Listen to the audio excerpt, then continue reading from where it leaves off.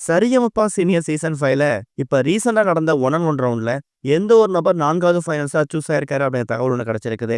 எபிசோட பார்த்ததுக்கு அப்புறமா ரசிகர்கள் நாம எதிர்பார்த்த ஒரு நபர் வரலையே அப்படிங்கிற மாதிரி ஏமாற்றம் அடைஞ்சிருக்காங்க. இன்னொரு பக்கம் ஓகே இந்த நபர் 4வது ஃபைனல்ஸா ஃபினாலே போறதுக்கு டிசர்விங்கான கண்டஸ்டன்ட் தான் அப்படிங்கிற மாதிரி ஆதரவான கருத்துக்கள் பரவிட்டு இருக்கு.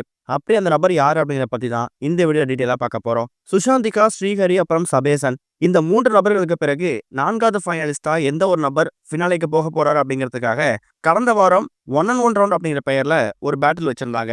அதுல சிவானி, அருண் ராஜேந்திரன், செந்தமிழன், அறிவழகன், அபிஷேக், இனியா, ஹரிஷ் அப்புறம் பவித்ரா இப்படி ஒருத்தவங்களும் 2 பேரா மோதினாங்க. இதுல இந்த 4 பேட்டில்ல செந்தமிழன், அருண் ராஜேந்திரன், அபிஷேக் அப்புறம் ஹரிஷ் இந்த 4 நபர்களும் கோல்டன் வாங்கி இதுல ஒரு நபர் ஃபினாலே போறதுக்கான வாய்ப்பை பெறுவதற்காக ஸ்டேஜுக்கு வந்தாங்க. ரசிகர்கள் எதிர்பார்த்தது சிவானி, பவித்ரா அப்புறம் இனியா இந்த 3 நபர்கள்ல யாராவது ஒருத்தவங்க தான் ஃபினாலே போவாங்க அப்படிங்கிற மாதிரியும் அவங்க தான் 4வது ஃபைனல்ஸா வருவாங்க அப்படிங்கிற மாதிரி எதிர்பார்த்துட்டு இருந்தோம். ஆனா அங்கதான் ஜட்ஜஸ் ஒரு மிகப்பெரிய ட்விஸ்ட் ஒன்று கொடுத்துட்டாங்க. இந்த 3 நபர்களுமே ஃபினாலே பேட்டில் இடமே பிடிக்கல. ஏன்னா சிவானி, பவித்ரா, இனியா இந்த 3 பேரும் கோல்டனே வாங்கல. அந்த வகையில இப்போதைக்கு இந்த வாரம் கோல்டன் வாங்கின அருண் ராஜேந்திரன், செந்தமிழன், அபிஷேக் அப்புறம் ஹரிஷ் இந்த 4 நபர்கள்ல செந்தமிழன் அதாவது சின்னு தான் 4வது ஃபைனல்ஸா போக போறாரு அப்படிங்கிறத ஸ்டேஜ்லேயே ஸ்ரீனிவாஸ் அறிவிச்சிட்டாரு. இதுல ஒருத்தவங்க ஒரு கமெண்ட்ஸ் கொடுத்திருந்தாங்க.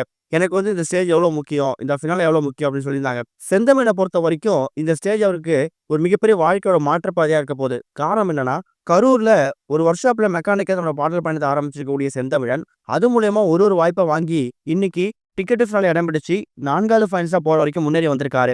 அதை விட முக்கியமானது இந்த சீசன் 5ல ஒரு டைம் தான் அப்பா அம்மா எந்த அளவுக்கு கஷ்டப்படுறாங்க, தான் அப்பா வயது முதிர்ச்சிக்காரனா வேலைக்கு போக எவ்வளவு கஷ்டப்படுறாரு, அவரு செலவுக்கு காசு கேட்கும்போது எடுத்து கொடுக்க முடியலையே அப்படின்னு நினைக்கும் போது மனசுக்கு ரொம்ப வேதனையா இருக்க மாதிரி சொல்லியிருந்தாரு. அப்படிப்பட்ட செந்தமிழன் இவ்வளவு தூரம் கஷ்டப்பட்டு இந்த டிக்கெட் ஃபினாலே மூலயமா ஒரு ஃபினாலே போறாருன்னா கண்டிப்பா அதுக்கு அவர் டிசர்விங்கான கண்டஸ்டன்ட் தான் அப்படிங்கிற மாதிரி ரசிகர்கள் செந்தமிழுக்கு ஆதரவு கருத்துக்களை பதிவு பண்ண ஆரம்பிச்சிருக்காங்க. இது சரிகமபா ஷோவை பொதுவாக பார்க்குறவங்களுக்கும் செந்தமிழன் ஃபேன்ஸுக்கும் சந்தோஷம் தான். அதை நம்ம ஏற்றுக்கிட்டு தான் ஆகணும். ஏன்னா செந்தமிழன் முழுக்க இந்த ஃபினாலேவுக்கு டிசர்விங்கான கண்டஸ்டன்ட் தான். ஆனா பவித்ரா, இனியா அப்புறம் சிவானி இந்த 3 பேர் ஃபேன்ஸுக்கும் ஒரு மிகப்பெரிய ஏமாற்றம். அதுல குறிப்பா பவித்ரா ஃபேன்ஸுக்கு பெரிய ஏமாற்றம் கிடைச்சிருக்குது. காரணம் என்னன்னா, பவித்ரா இந்த வாரம் ஹரிஷ் கூட தான் அந்த 1-on-1 ரவுண்ட் பேட்டில் மோதினாங்க. அதுல ஹரிஷை விட பவித்ரா ரொம்ப சுமாரா பாடியிருக்காங்க. சிங்கர் ஸ்ரீனிவாஸ் அவர்கள் சொல்லும் போது, சாரி பவித்ரா, உனக்கு இந்த வாரம் அந்த கோல்டன் கிடைக்காது போல இருக்கு, உனக்கு இந்த வாரம் அந்த ஃபினாலே போறதுக்கான வாய்ப்பு இல்லை, பார்ப்போம் நெக்ஸ்ட் வீக்காவது ஏதாவது ட்ரை பண்ண அப்படிங்கிற மாதிரி சொல்லிட்டாரு. ஸோ இது மூலயமா பவித்ரா ஃபேன்ஸுக்கு ஏமாற்றம் கிடைச்சிருக்குது.